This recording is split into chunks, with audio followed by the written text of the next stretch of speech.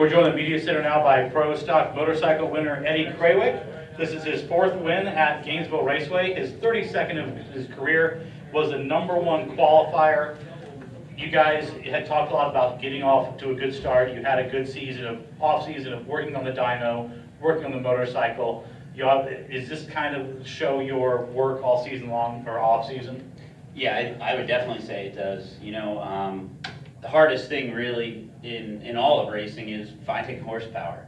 And for us, that's what we rely on. We don't have any superchargers or blowers or nitrous oxide helping us out. So we've refined our package over the years, and as everybody, sees, you progressively go faster each year. That's not easy. It's very hard to do.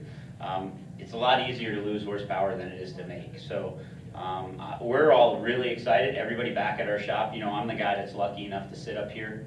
Although there's one person sitting here smiling, we probably have about 25 people back at our shop right now that are smiling. Was it unfortunate just the way it worked out to have to face Andrew earlier in the day? I mean, you guys always want to have that 1-2 finish, but it's just the way it just played out.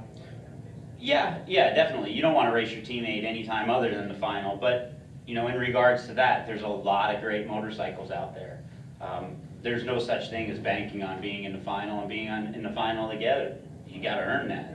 And we are team bikes, but we both want to win. And whenever you go out there, main thing is go out there, ride your own race, and do the best job you can, whether it's the final, first round, whatever it is. But ultimately, we're just glad one of our Harley Davidsons got the win. What was your closest moment today?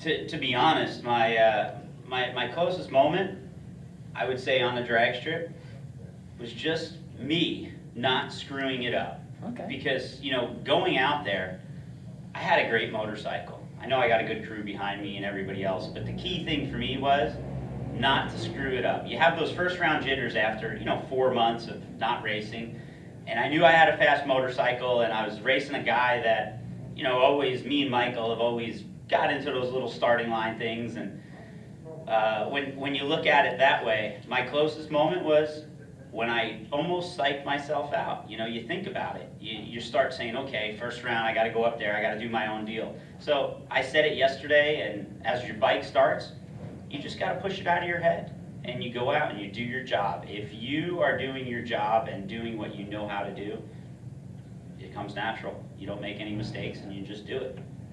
Okay. First race of the season, you were first after each qualifying round. You got the first win. What does this do for your confidence for the rest of the season? Well, again, I know I have a great motorcycle and a great team behind me, and it's just one of those things. You come out to a good running start. The awesome thing is my win is off my shoulders, so it's no pressure of getting a win. That's one of the things. I want to keep my streak going. Since 2009, I've had at least 1 win per season, and I want to continue that. It's getting harder and harder to say that because of the level of competition. So it's exciting to come out the way that we did, run well, sort of make a statement, and just continue to move forward, because I see forward progression from this point on, not going backwards. How will you celebrate tonight? I'd love to say go eat dessert and all that, but I already did that this weekend. We always try to stick together as a team. We're going to go out and have a good dinner and eat and laugh. But tomorrow starts on to the next race. This is already moving forward. We need to prepare and be ready for that next race. We're fortunate enough that it's a couple weeks away, and in the long run, you can't slack off, because if you slack off, either the others catch you or they pass you. And I don't want to give that opportunity up. I don't think any of my teammate does or my crew chief does. So everybody back at our shop, like I said, all weekend, we have 20 to 25 guys at any given time at our shop that are proud to be involved in our program. And I wouldn't be up here, and our team wouldn't be at the level it is if it wasn't for all them. When you You're so close to 200 miles an hour this weekend, what would it have taken to kind of push over into that I was talking to Graham Light, he wouldn't let me put nitrous on the bike, he said that would be illegal. But. We know it's there, we just can't find it. To be honest, it's just working with Mother Nature, we don't make that horsepower yet, and that level of horsepower, I should say, and you need to have very cool conditions. To be honest, I wanted to say the possibilities could have been there today if it was cooler. They were forecasting it was going to be somewhere in the 60s during first round today. And I think that temperature got a lot hotter than what we all expected. Clouds busted out right in the middle of top fuel, and you saw how that changed the whole entire tone. So for us, I think the key would be finding the right opportunity, being able to take care of those taking advantage of atmospheric conditions and moving forward. But we're not there yet. We had a good little tailwind on and off here, and I think that definitely did help our speeds. I stayed around the 197, 198 range today, and I think that's about all it had. I mean, I was making very clean, straight runs. Had we had the conditions, I feel my bike could have did it, just because I was making chalk line straight runs down the track, and that's what it takes. And when you can do that and not have to correct, and your bike moves only a foot or two, that's a big deal. So hopefully I have those runs under my belt when the time does come. We're rolling into, let's see, Charlotte, which potentially could be fast, as well as Englishtown usually is very fast. So and then we go into the later part of the years where you go into Reading. Could it happen? Absolutely. I think it could happen this year, but I do think everything needs to be right.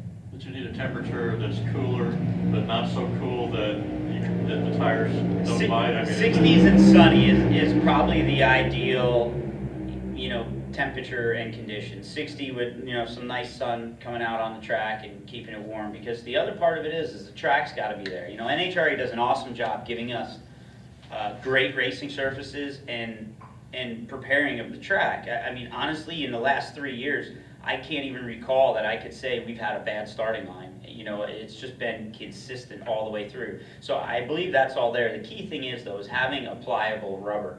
When the track gets really cold in those 40s and 50-degree range, it's just not pliable, and it's very hard for us, the guys that don't have a lot of horsepower, to get off the starting line, because it tends to square the tire off and sort of roll over itself, and it makes it hard to get after it and get after the bite a little hard. We rely on wheel speed, actually, is what you'd call it. So it's there. We just need the conditions to fall to be right. Thanks. Kind of weird, I guess, maybe for this, but when you go home, other than the team itself, is there a restaurant that you might show up in and the people will just cheer? No, it's very interesting, our town in Avon and Brownsburg, where all our shops are. Like right now, everywhere is dead, because all the racers are all out here. I see Scott. I see Scott out at dinner sometimes. Monocles. It all varies, because it's kind of interesting. We're all a close-knit family, as I touched on earlier. So you walk into these restaurants and you see everybody, and it's like, hey, how you doing? And we're all usuals at the same place. It's like, hey, why is it every time I walk in here, you're here? And it's like, well, duh, I'm here too. So it's awesome. I love Indy. Indy's a great place to live.